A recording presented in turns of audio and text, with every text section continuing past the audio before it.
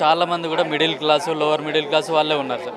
కానీ కొందరు రాజకీయ నాయకులు చెప్తే వీళ్ళు డబ్బులు పెట్టి కొన్నారు 3 కోట్లు 6 కోట్లు పెట్టి అన్నారు సార్. తెలియదు సార్, మాకు రాజకీయం అంటేనే తెలియదు.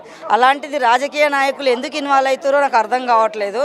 ఏదో ప్యూర్ దాంట్లోకి వచ్చినాము, స్లమ్ ఏరియా నుంచి వచ్చిన వాళ్ళం సార్ మేము. మాకంటూ చదువు ఎక్కువ లేదు వాస్తవానికి. మా ఆయనకు లేదు, మా ఆయన 10th నేను 7th.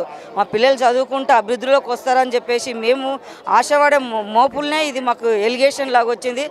3 కోట్లు ఉంటాయి సార్, మాకు చదివే అవసరం లేదు. యాక్చువల్ చెప్పాలంటే 3 పిల్లల్ని సెట్ చేసి హాయిగా రానిలాగా ఉండేటోళ్ళు.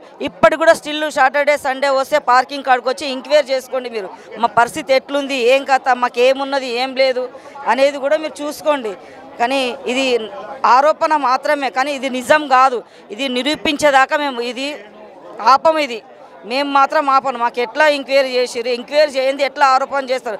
రాజకీయాలు వాళ్ళు సొంతంగా నిర్ణయించుకోవాలి, కానీ మా దాకా ఎందుకు తీసుకొచ్చారు. ఇక్కడ ఒక్కళ్ళ ఫేస్లన్నా చూసుకోండి సార్ మీరు. ఒక్కరన్నా కోటీశ్వర్లు కనిపిస్తురా, ఒక్కరన్నా కాలు వచ్చిర్రా, లేకపోతే ఇంకేదన్నా సోయన్స్ ఉందా, ఎవరన్నా ఉన్నారు సార్. మాట్లాడడానికి కూడా పరిస్థితి లేని వాళ్ళు ఉన్నారు ఇక్కడ. అట్లాంటిది 3 కోట్లు ఇచ్చిరు, 1500 కోట్లు సంపాదించారంటే అవే ఉంటే మాకెందుకు సార్ ఇవన్నీ. జాబులు అవసరం లేదు, గవర్నమెంట్ జాబ్ అయినా కూడా ఇంత సంపాదించాడు, అంత రిటైర్ అయినంత మాత్రాన్ని కూడా సంపాదించాడు. కానీ ఇది రాంగ్ ప్రొసీజన్.